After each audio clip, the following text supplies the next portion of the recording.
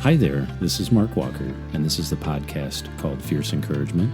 If this is your first time here, well, in brief, this podcast is about how we can work against those negative and voices of anxiety that come up in our heads, and the inner discouragement and the inner fear and the kind of the doubt that kind of sits with us when we're doing things, whether they're in our career or in our relationships or just taking chances in our creative projects.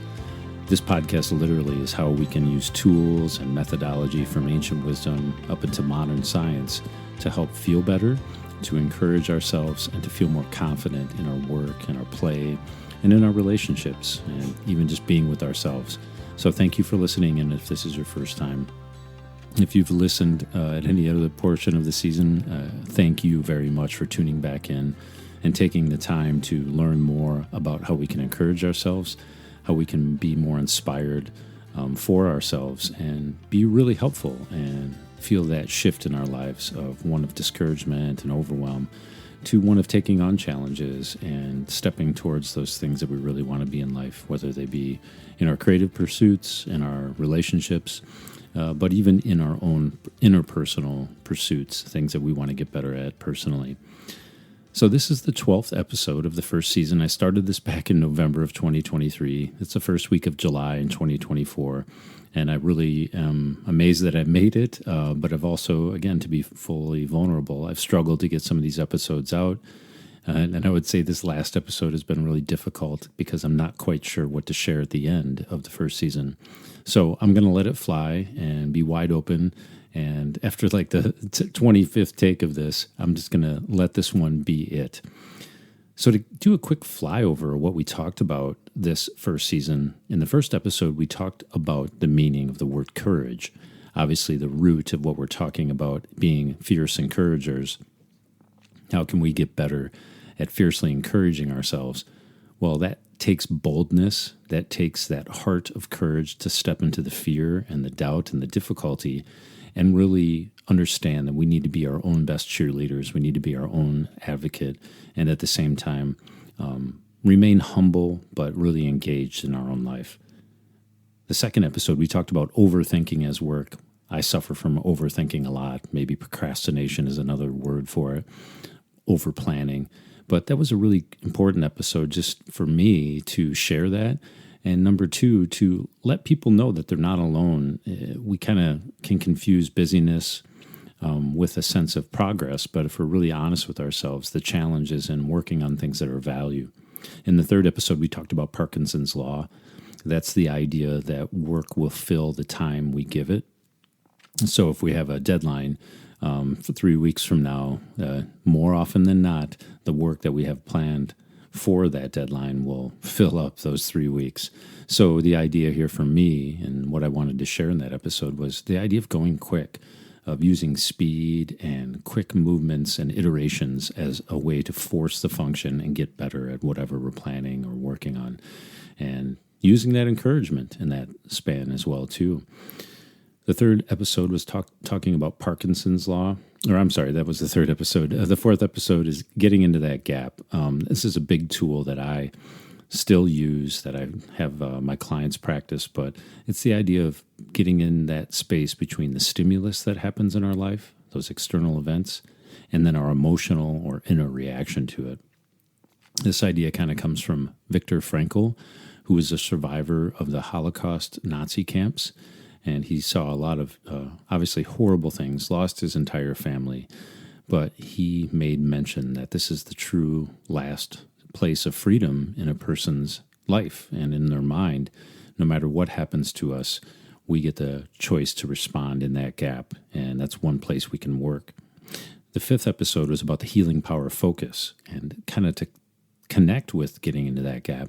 It's the idea of bringing back a wandering mind.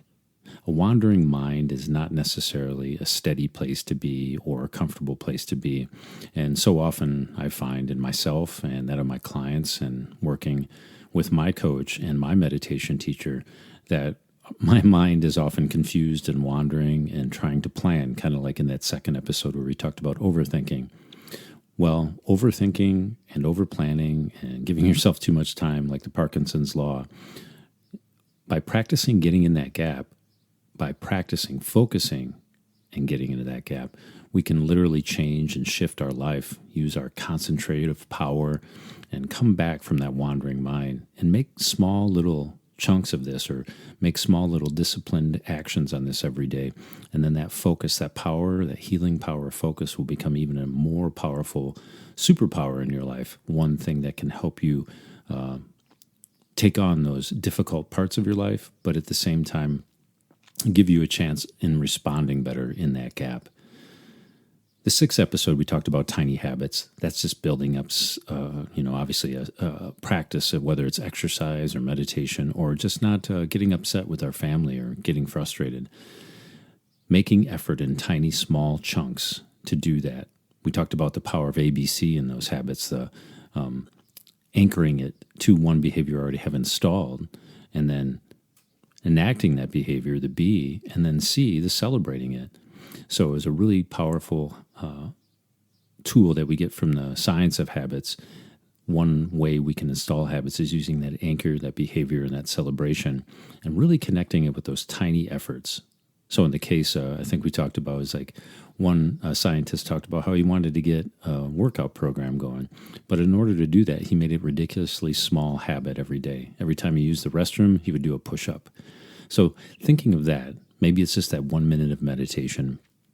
Maybe it's making sure you listen to your kid or your spouse or your partner for a solid 2 to 3 minutes before you respond. Small little habits like that where we can get better at responding, or better at listening, or better at meditating and being mindful and focused, or better at those small little chunks of work that we want to make sure we do every day. So yeah, Thinking Tiny Habits, really powerful episode. Go back and listen to episode 6 if you have the chance and you haven't yet. The 7th episode, we talked a little bit more about a school or a modality of coaching that I went through. It's from the School of Positive Intelligence. And remembering that we have that chance to respond, but we use the idea of archetypes or personas that we have in ourselves. We have that saboteur that can pull us down, and that is that negative voice in our head that we need to kind of battle against when we encourage ourselves. We also have that sage quality that we talked about in this episode, that more noble quality, that patient, that loving, that kind, that curious part of ourselves. So in episode 7, we kind of discussed this really quickly. Obviously, it's a beautiful modality of learning and coaching, but one where we see that saboteur and the sage. And literally with fierce encouragement, we invite that sage quality into our life. But in order to see those saboteurs, sometimes and oftentimes we have to shine a light on those difficult parts of our life at first and acknowledge them.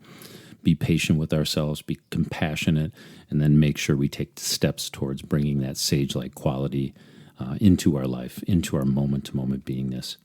In episode 8, we talked about the hero's journey, specifically what your journey is and how we can plug into that daily instead of just thinking that we're a side player or a minor actor in our movie.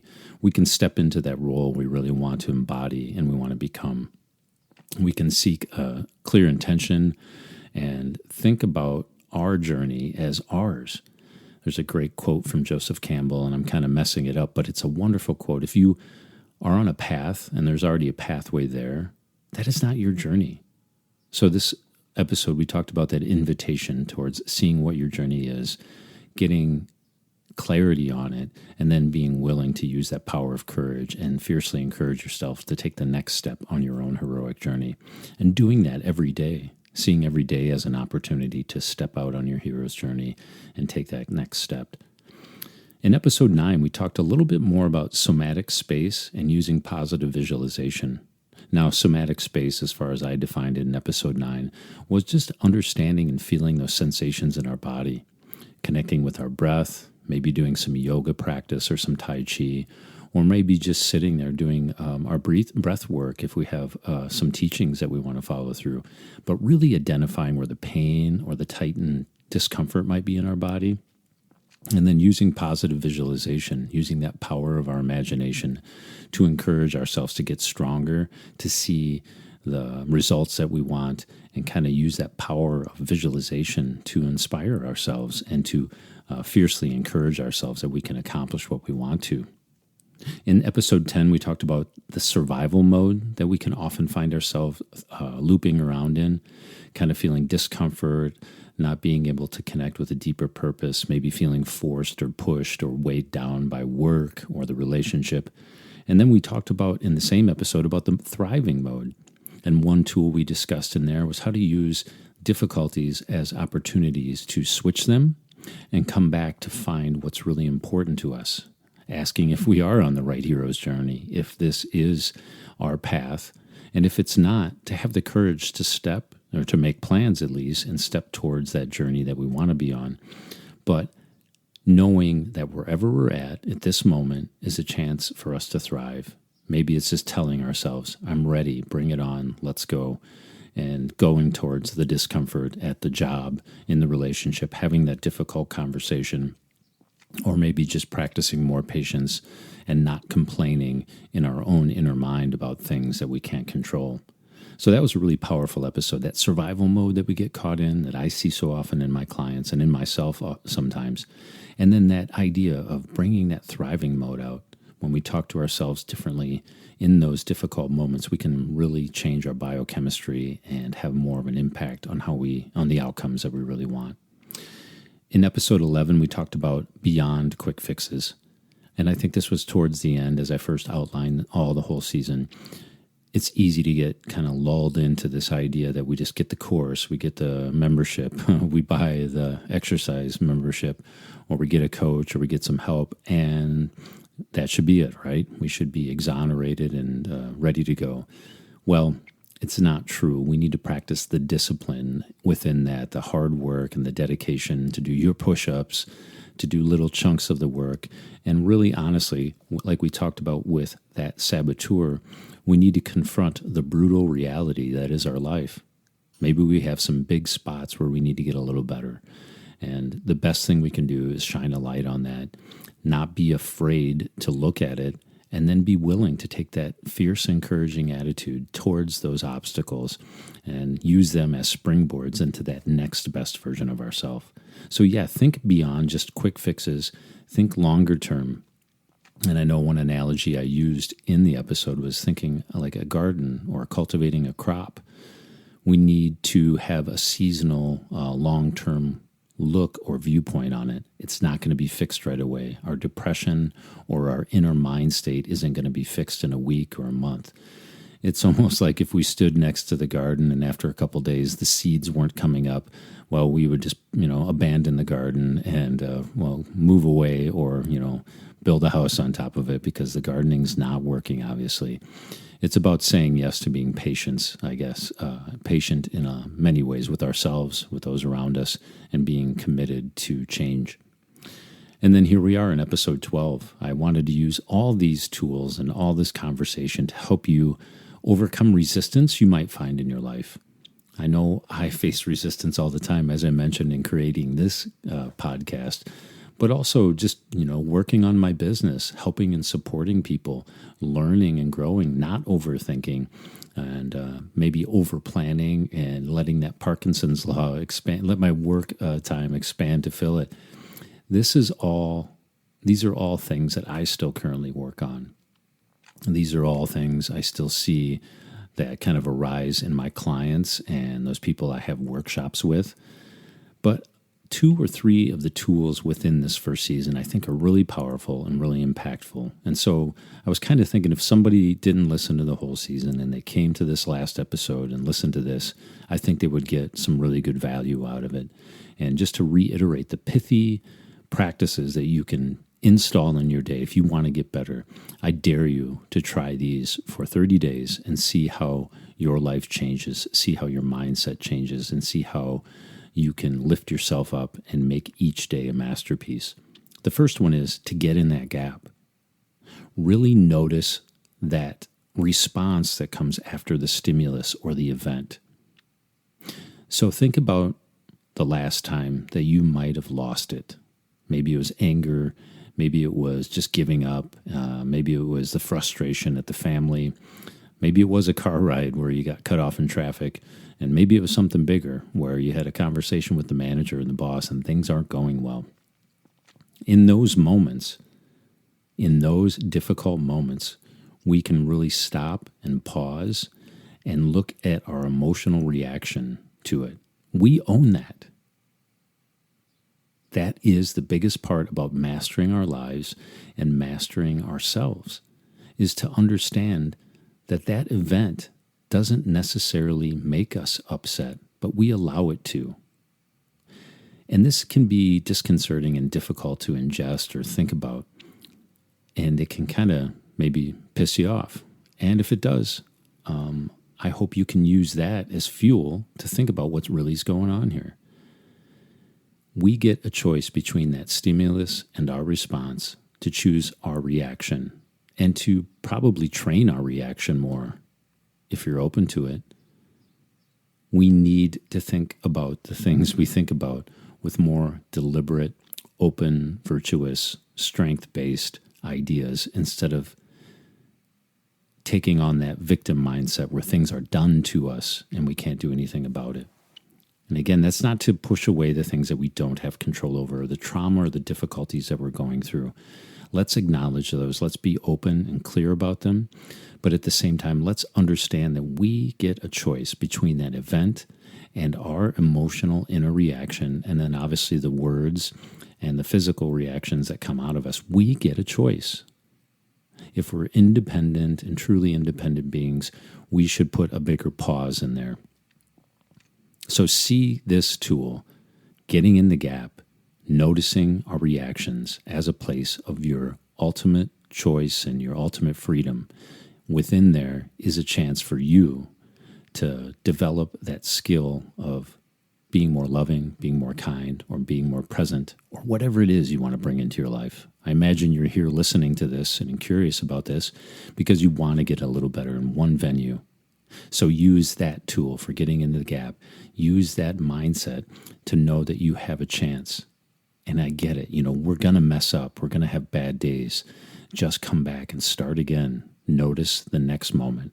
Bring to mind at the next moment that you can get better, and use the power of that getting into the gap to help you build up a habit of being more present for your family, for your friends, but especially for yourself.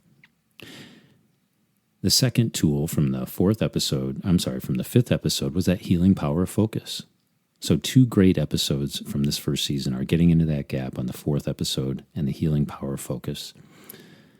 I've seen it in myself, and probably over 15 years now, I've been practicing meditation of one form or another. I can honestly say that my mind has changed in those 15 years for the better. It hasn't always been easy to practice and to meditate and to sit and to watch my mind. And in fact, I had a new client today talked about how that just seems really intimidating to sit and be quiet. And I kind of recall those days. I remember those first sessions where I just wanted to jump up and run out of the room and scream. And I felt that energy in my body and in my mind and in my being. And I thought it was me, and I thought it was something wrong with me. But when we practice on this 5th episode, that healing power of focus, of bringing back our wandering attention and refocusing on the breath, or refocusing it on a prayer that we might be repeating to ourselves, and just taking small bites of that, practicing 1 minute or 2 minutes of meditation a day for the first week or two, and being really simple, inviting in that tiny habits kind of mentality from the following week, the 6th week. Make tiny habits, make tiny obligations towards getting better. Install that morning prayer or that morning meditation practice to help you use the power of your mind, the power of the virtues that you want to live with as you go into the next day, remembering those high-quality things that are important to you and inviting those in. But practicing, focusing, because when we can train and bring back our wandering focus, it can literally shift the pathway of our life. We get better at focusing on what's really important in our life. We get better at not losing it and kind of getting into that gap, knowing we can respond instead of reflexively react with our emotions kind of on our sleeves. So I really encourage all my clients to have a practice around focusing. And again, that means just bringing back your wandering attention and focusing on your breath, Maybe it's an image of a religious figure, but letting our minds sit there and using that power of focus to help train our mind to show up and get into that gap. And I kind of touched on it, but those small, tiny habits are the third tool that are really powerful. Be okay with having tiny, small, little chunks of progress. Do those consistently every day. It's better to take a short walk every day for 2 weeks than to take one walk in one day and then sit around for the following 2 weeks. Think in small, tiny chunks. Remember to celebrate your wins, to get curious and to see where you could get better at the times you missed the mark or didn't hit that habit, and really use the whole ethos or the backdrop of this whole season and this podcast. Encourage yourself. It is so important. It is so vital as we go into the rest of our lives and in our relationships and our work that no matter what happens, we can always encourage ourselves. If we lose our jobs, we can sit back and ask what we learned from that, write that down, get better. But the best thing we can do is give up beating up on ourselves. We can't afford to be our own worst enemies. There's so many people in the world, in society, that do want to see us not succeed or pull us down. Even friends, even close workmates aren't necessarily looking out for us. So I want to invite you to brutally push those negative voices out of your head and start to encourage yourself. Don't let the negative voices win. Don't let the saboteurs and the judgment and the pleaser and the hesitation and the overthinker, don't let them win. Ask yourself what's one tiny habit you can install in the next 10 minutes to win this day, to get better today, and to feel that sense of momentum. This is fierce encouragement. We get a choice every moment to moment, to ask if we can step towards that best version of ourselves by encouraging ourselves, or if we're going to let that comfort, if we're going to let that thing that pulls us down, that negative attitude, that negative mindset, are we going to let that win and feed that and let that become more powerful, or are we going to encourage ourselves? I've gone on way too long. I wanted to keep this short. I hope all of this helps. Again, my name is Mark Walker. I'm a personal performance coach. I help people make a plan and develop a strategy how they can step towards that best version of themselves. If you're interested, reach out to me at mark@markwalkercoach.com and ask me. I'd be happy to give you a free 45-minute strategy session where I listen close to what's going on in your life, and I share some tools and some methodologies that you can plug in for the rest of the summer and going into the fall that'll help you literally feel better, feel more connected to those around you, but most importantly, feel at home in your head. Feel more balance and calm confidence in your mind around what you're doing in your projects, your creative projects, your family, your home life, but most importantly, within your heart and your mind. So let me know how I can help. I'm here. Again, my name is Mark Walker. I appreciate you listening wherever you're at. I hope you're doing well. I look forward to season 2. Please let me know if you have any ideas or questions. But other than that, appreciate you tuning in and listening.